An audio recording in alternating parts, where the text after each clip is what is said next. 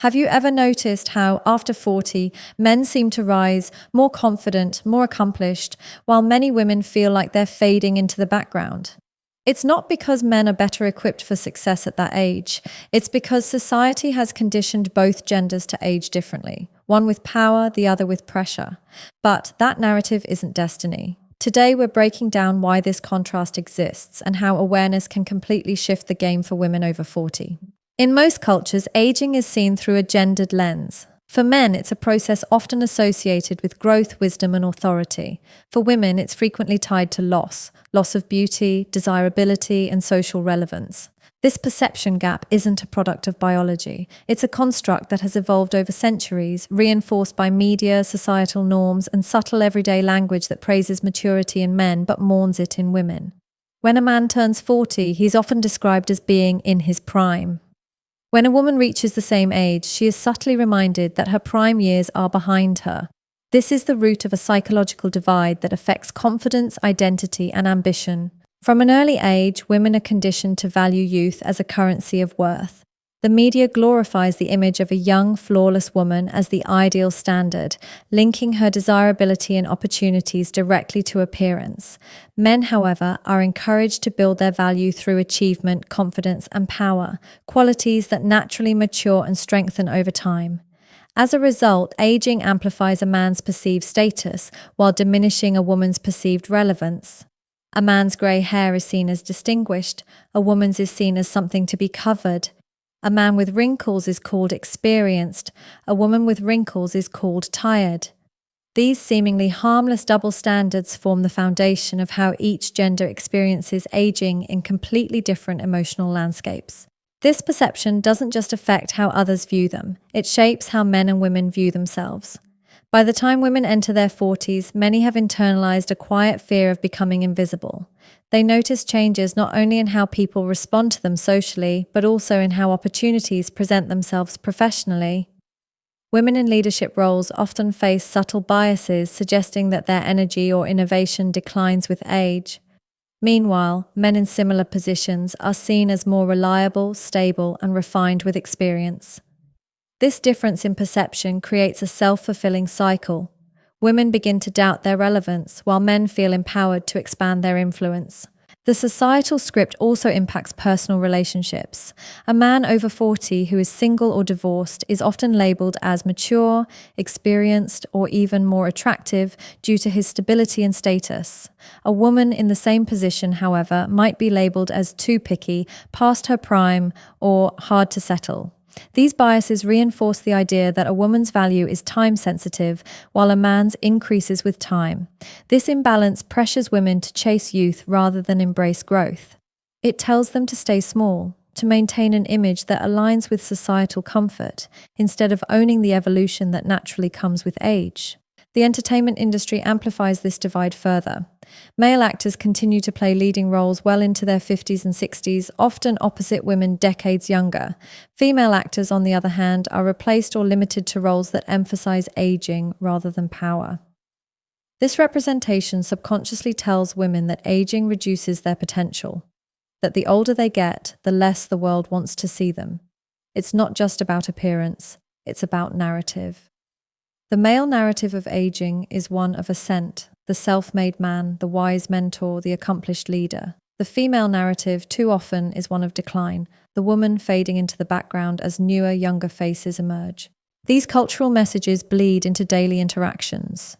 Compliments directed at women often center around how young they look for their age, reinforcing the belief that youthfulness equates to worthiness. For men, compliments are more often about achievements, confidence, or resilience, qualities that aren't age-dependent. Over time, this conditioning teaches women to measure their worth by how well they can resist time, while men measure theirs by how much they can achieve within it. This subtle but persistent difference explains why, by the time both reach 40, men tend to feel empowered and validated, whereas many women feel pressured and overlooked. The societal perception gap doesn't merely exist in external observation, it seeps into identity, self-image, and even ambition. It affects how both genders approach the next stage of their lives, one embracing it with authority, the other questioning her place within it. When people talk about the changes that come with age, they often focus on physical appearance or external milestones. But for women, aging brings a far deeper transformation, one that merges biology with psychology. Around the age of 40, a woman's body begins to undergo subtle yet powerful hormonal changes. Estrogen and progesterone, the hormones that have regulated her mood, energy, and reproductive system for decades, start to fluctuate. These shifts can bring physical symptoms like fatigue, weight changes, or hot flashes, but the psychological effects often go unnoticed. Mood swings, anxiety, and a feeling of disconnection from one's own body are common, yet society offers little understanding or empathy for what she's experiencing. Instead, she's expected to carry on, to stay graceful, productive, and emotionally stable, even as her body redefines its rhythm from within. For men, aging typically does not come with such an abrupt biological transition. Testosterone levels decline gradually over time, often without the same level of disruption or visibility. This difference creates a stark contrast in how men and women experience their 40s. While men might feel more grounded, stable, and confident in their physical and emotional state, many women are navigating internal changes that can leave them feeling uncertain or out of balance. The societal response to this contrast is often dismissive. When a man feels tired or unmotivated, it's attributed to stress or overwork. When a woman feels the same, it's labeled as emotional instability or hormonal sensitivity, reinforcing the stereotype that women's emotions are less valid or controllable. At the same time, psychological pressure builds from external expectations. By 40, most women have carried multiple roles: daughter, partner, mother, caregiver, professional. Each role demands emotional labor, empathy, and resilience. Yet, as she enters this transitional stage, the same society that benefited from her care starts to value her less. The narrative subtly shifts from appreciation to comparison. She used to look so young, or she's not the same as before. These small but consistent remarks compound the internal stress caused by biological changes, leaving many women questioning their worth and identity. The psychological toll of trying to maintain perfection while undergoing transformation is immense, yet often unseen. In addition to biological and social pressures, there's the invisible weight of unfulfilled expectations. Many women in their 40s begin reflecting on what they have achieved versus what they envisioned. The combination of hormonal shifts and emotional introspection often triggers what is called a midlife reevaluation. Unlike men, who are typically encouraged to pursue new ventures or rediscover themselves, women are often told to be content or accept reality. This expectation traps many women between two identities: who they were expected to be and who they truly want to become. The tension between those two realities can create a deep sense of restlessness, not because she lacks direction, but because she's been conditioned to suppress it. Furthermore, biology and psychology interact in complex ways that influence motivation, self-image, and confidence. Fluctuating hormones can affect sleep, energy levels, and focus, which in turn influence productivity and mood. A woman who has always been driven and disciplined may suddenly find herself struggling with energy dips or emotional lows. Without understanding the biological basis of these changes, she may interpret them as personal failure. This self-blame deepens the psychological struggle, reinforcing feelings of inadequacy or guilt. In contrast, men rarely experience comparable hormonal disruption at midlife, allowing them to sustain consistency in energy and behavior, qualities that society rewards as signs of strength and leadership. The most difficult aspect of this period is that women are expected to balance transformation with composure. They are told to age gracefully, a term that sounds flattering but often means without visible struggle. The pressure to stay composed while navigating inner turbulence can make women feel isolated. Even in professional settings, the conversation around hormonal health and emotional adjustment is still seen as taboo, leaving women without safe spaces to express what they're going through. As a result, many internalize the struggle, putting on a confident face while battling silent exhaustion underneath. This duality, the biological shifts within and the societal expectations without, creates a unique psychological pressure that men rarely encounter. The body is changing, but so are the priorities, emotions, and perceptions of self. Many women begin to reassess their relationships, careers, and values, often questioning whether they've lived authentically or simply fulfilled roles assigned by others. It's a period of awakening disguised as instability, but because society frames it as decline, women often misinterpret transformation as loss instead of evolution. By the time people reach their 40s, career trajectories often reveal a distinct divide between men and women, a divide rooted not in ability, but in opportunity and life structure. For many men, the 40s represent the peak of professional success. Years of uninterrupted career growth, consistent networking, and accumulated experience often position them for leadership roles, financial stability, and recognition. For women, however, this stage can look very different. While they may possess equal or greater capability, their career paths often reflect detours, years spent balancing motherhood, caregiving, or part-time work, leaving them professionally behind their male counterparts. This is not a reflection of ambition or talent. It's a consequence of structural and cultural expectations that shape the way men and women build their lives. The early decades of adulthood play a crucial role in setting the stage for midlife success. Men, traditionally, are encouraged to prioritize their careers, with personal milestones like marriage or parenthood often structured around professional growth. Society rarely questions a man who spends long hours at work or travels frequently for business. In contrast, women are often expected to weave their professional lives around family responsibilities. Even when a woman is equally ambitious, she's subtly conditioned to view work-life balance as her personal duty, to manage both spheres flawlessly. As a result, her professional progression is frequently interrupted by caregiving demands, maternity breaks, or the expectation of emotional labor at home. These pauses, while necessary, often come with invisible penalties that accumulate over time. When women attempt to re-enter or advance in the workforce after such interruptions, they often face skepticism.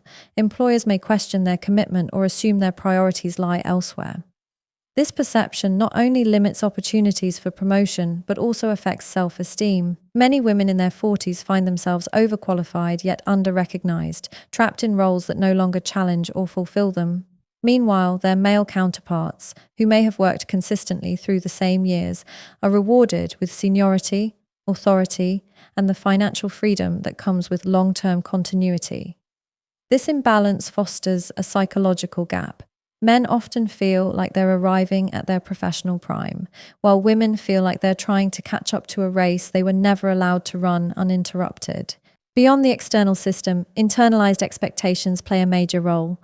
Women are socialized to equate fulfillment with nurturing and relational success rather than personal ambition.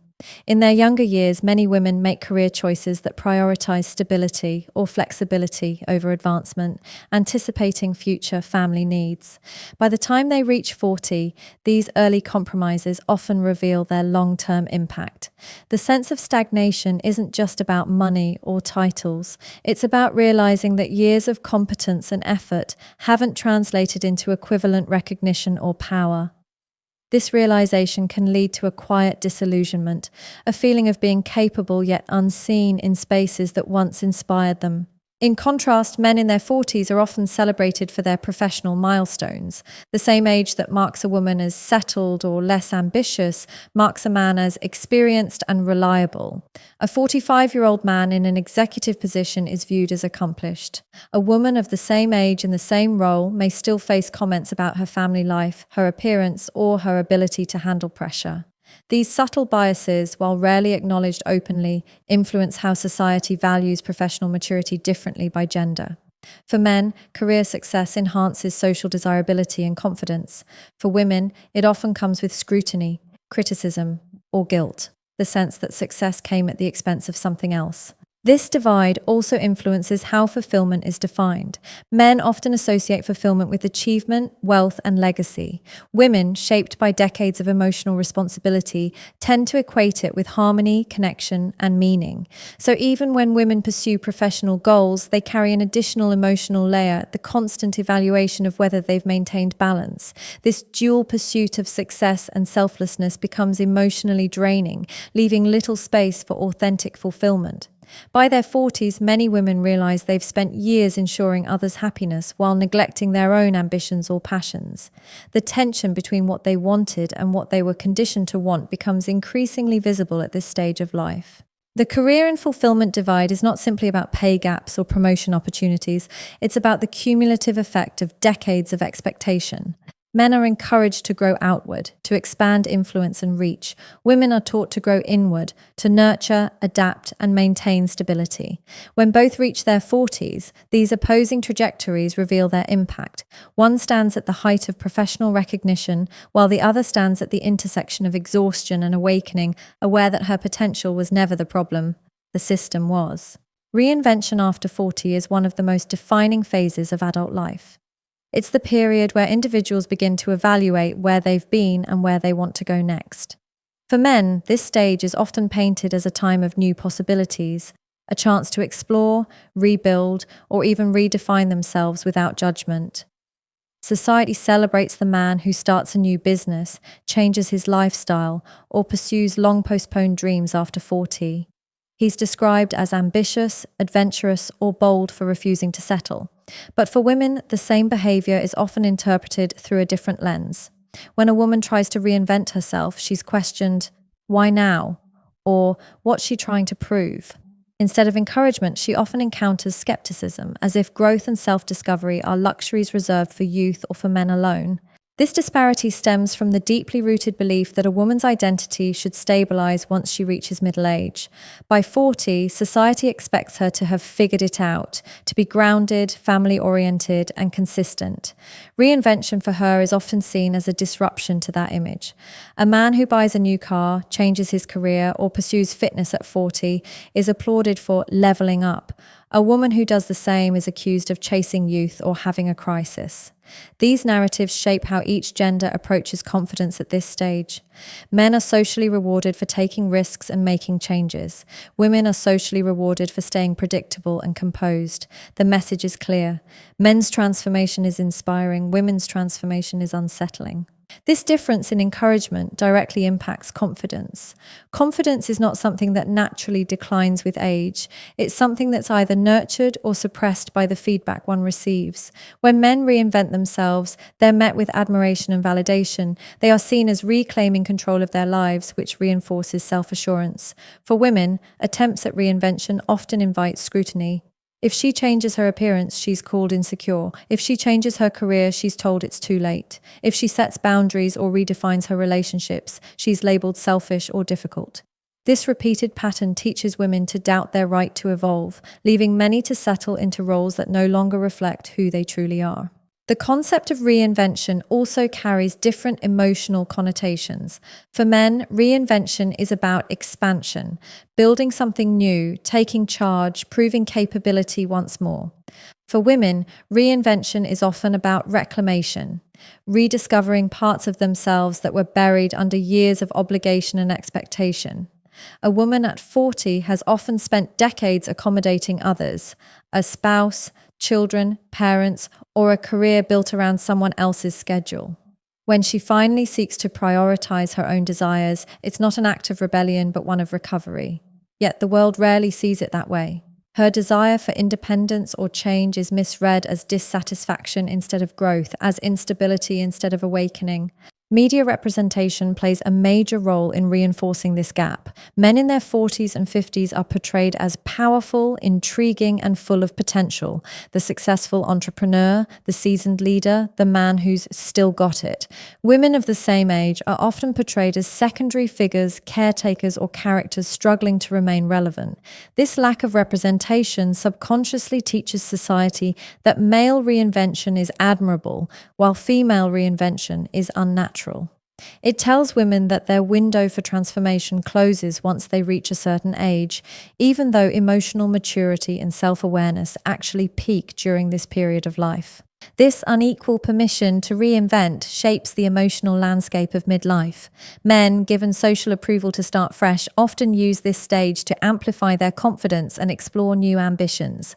Women, conditioned to accept what is, are subtly discouraged from taking similar leaps. As a result, they may internalize a sense of limitation, not because they've lost the capacity to change, but because they've been told that it's no longer appropriate to do so. The cultural script pushes them toward maintenance instead of exploration, urging them to preserve what they have rather than pursue what they truly want. The tragedy of this double standard is that it hides the potential for female reinvention under the guise of maturity. Society forgets that confidence is not about never changing. It's about trusting yourself enough to begin again. While men are given open permission to rewrite their stories at 40, women are too often asked to remain in the chapters others wrote for them, leaving their own narrative unfinished and unexplored. Emotional labor is one of the most underestimated forms of work, invisible, unpaid, and often unacknowledged. For most women, it begins early in life and becomes a constant thread woven through every relationship and role they occupy. From childhood, girls are subtly trained to prioritize others' feelings above their own. They are taught to be empathetic, accommodating, and nurturing, qualities praised as feminine virtues. Over time, this conditioning turns into a silent expectation that a woman must manage not only her responsibilities, but also the emotions, conflicts, and well-being of everyone around her. By the time she reaches 40, this habit of caregiving without boundaries often becomes so ingrained that she forgets who she was before the world demanded her constant empathy. In families, emotional labor takes the form of invisible coordination, remembering birthdays, managing household needs, comforting children, and maintaining harmony among relatives.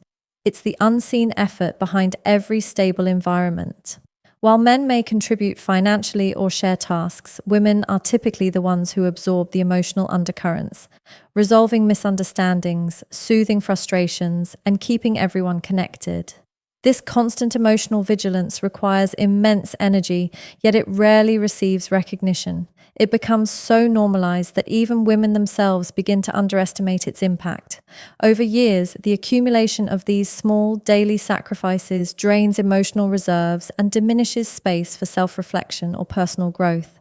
In professional spaces, emotional labor manifests differently, but with equal weight.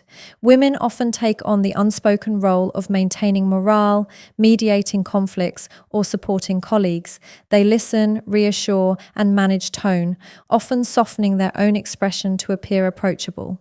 While men may be praised for assertiveness, women are expected to balance competence with warmth.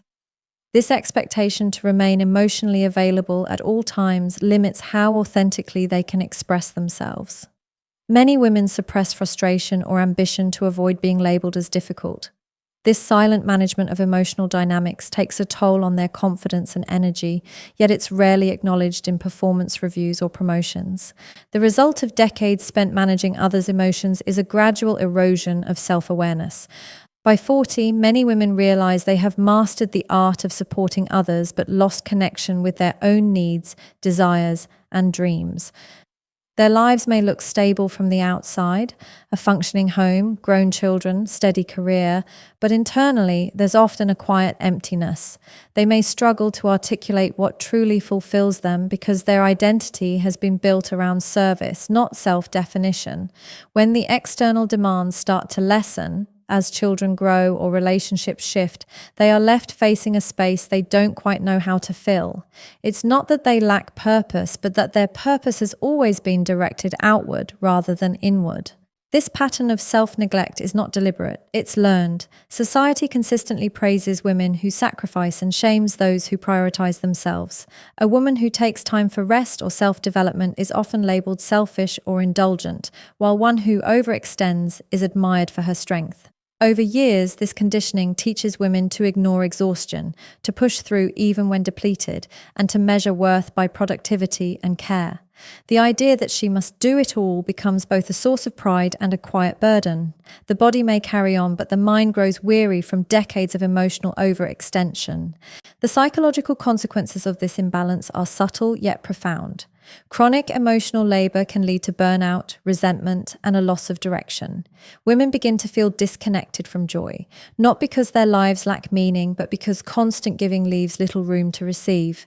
Their sense of identity becomes tied to others' well-being, making it difficult to recognize themselves outside the roles of mother, partner, or employee.